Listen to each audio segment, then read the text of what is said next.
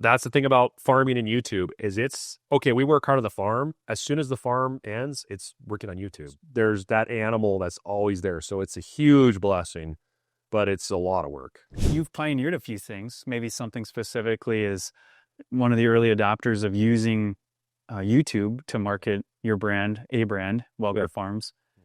Tell us about that.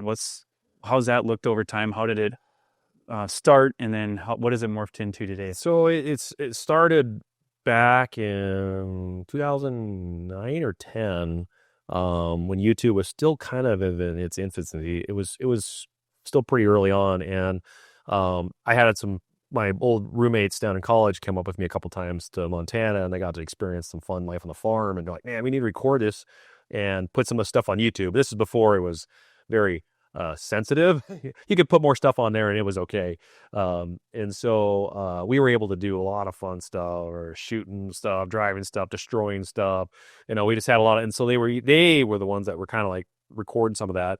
And I had just bought the very first GoPro Hero. So we recorded a little bit of that. And I think my one buddy's just like, "Here, I'll give me that footage. I'll edit it real quick." And he edited it. I made a Welker Farms page just for the fun of it. And then I don't even know if we named it that. It might have been something else. I might change the name. I think I named it that. And he threw those 2 videos on, and it was just, I think it was us destroying a chicken house and then wakeboarding on a reservoir. I mean, it was just like not much to it. And I had no intent to do much. I didn't really put much effort into it. And a couple of years went by, 2 or 3 years of that, just the only thing that was on there. And then as we got towards the 100-year centennial for our farm in 2012, I thought, it would be something else to put together a video celebrating our 100-year centennial accomplishment of our farm. And so I did 2 videos. I did one, went back on all the photos of our historical photos of our family and put that to some pretty emotional music all the way up till the latest of my brother and I, farming together. And then I did another video of actual GoPro stuck to everything I could possibly find, everything I could think of. And that video, 100 Years of Montana Farming, is what that one's called. And 100 Years of Montana Farming Tribute was the other one. And those 2. And then when I did those with really no intent of them, I wanted to get a 1 million view video. That was always kind of just in the back of my mind. I was like, "Oh, it'd be so fun to have a viral video. Just no worry about money or anything. It's just, I just want a video to get 1 million views. That'd be sweet." And they did take off. On Facebook, they was spread across all these groups, and that really is where we got our foot in the door and got the name out there with those videos. And then didn't really put much out. We did a restoration on our Big Bud. That was a big one. The Big Buds were just starting to really kind of all of a sudden hit this new spotlight of legendary old tractors. And so the repower of that video did very well, time lapse beginning to end. And that took off, and that might have been my first 1 million view video. It was year out or another. And so when that happened, then that really got it name out there. And then in 2016, I bought a drone and got the first real drone of our farm year. Did 3 seasons of that, and that one did very well. And then Farming Simulator was really starting to take off, and a lot of younger audience. And they group put our map. Help make our map into our farm into a little map for the game, and that brought in a huge audience of those guys. And so the name just really took off then, and then it just morphed into, okay, well, 1 or 2 videos a year.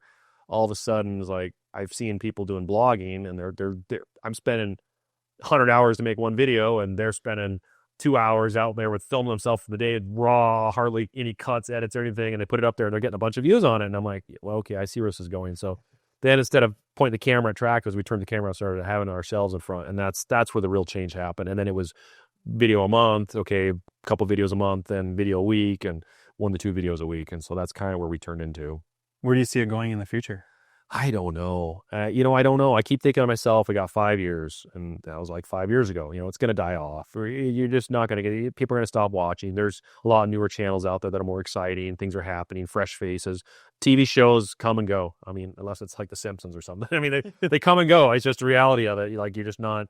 And so I just at some point figured it would die off, but it just kind of keeps going. We had some big partnerships with K-Hart and some other brands that have really gotten us out there to these shows and things. And it just seems like every time we go to these shows, we have the same amount of people that are coming to see us, the same intensity.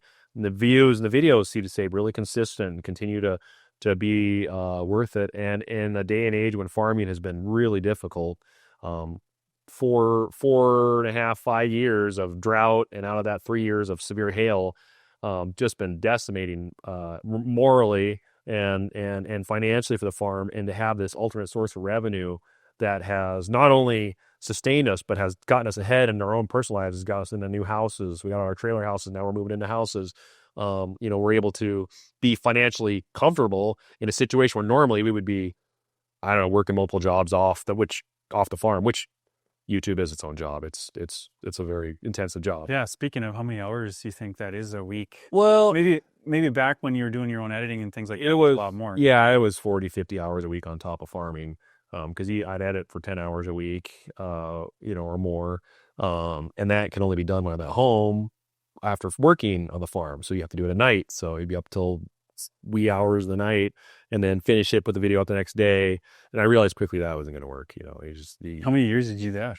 I only did it for about a year. A year. And then I realized I had to bring on editors because there's just no way I can sustain it. And now it's not like you just bring on an editor and it's pure revenue. There's a cost to having an editor, right? Oh yeah. If no one's going to do it for free. No, at least not for very long. You're paying someone's salary. So yeah, you have to, I got to that point where I said, okay, we're making this much money.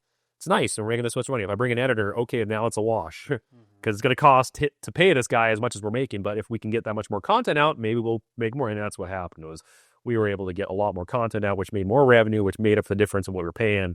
And that made it, that's where it really made it work out.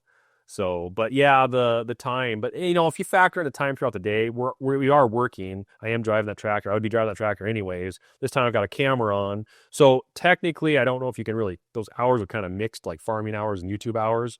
There's still hours in both, but there's a lot of in between stuff, stopping and getting the drone, driving up the field, charging cameras, this and that, trying to download the footage on your computer, upload the footage, previewing your videos before they go out, watching them, making thumbnails, making titles, adding descriptions, working with sponsors, integrated ads, make sure their content, working with emails, the amount of emails we have. It's like 50 emails a day, and you got to go through emails and reply and back and forth and contracts and working with lawyers and then you got to make your website and you got to make your logo, and then you got merch and you got to put merch in the mix. And you got to have somebody who can make your merch and send the merch out. And it's just this, and then you got to make another post office box because you got a lot of fan mail that's coming and figure this out. And so it's just this snowball effect of it just keeps getting big. And so finally we got to a point where I feel like we got a grasp of it, and now we're just maintaining, And there's the hardest part, I think, is you could do so much more, but it just takes that much more of you to do it. Yeah. Which you're already at your wit's end at times.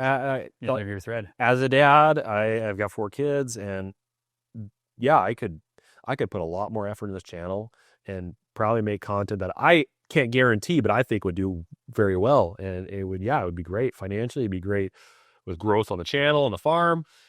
But at some point I have to draw a line and say, no, this is, I've only got so much time with my kids. My kids were so long. I can't, you got to draw a line. He's got to. And so, and I don't know if a lot of people I don't think understand that. They don't realize, why is it taking so long for the next video, or why haven't you done this yet, or whatever. I mean, that's the thing about farming and YouTube is it's okay. We work hard on the farm. As soon as the farm ends, it's working on YouTube. And the other thing is, okay, we're done with our season. Oh, we're just finished seeding today. Literally, we're pretty much done today. I should be like, all right, let's go on. Let's not do anything for 2 weeks. Like, no, you know what's going to happen? I got to make content for 2 weeks because I got to get those videos out. So you can't just take a break from the content, or what happens? I could, but every time you do that, you see a big dip, and it takes a while to climb back up. It's like you're riding a wave, and then you fall off the wave, and it takes a while to get back. So it's like you want to maintain that. 2, you might have obligations with sponsors, which is my own doing.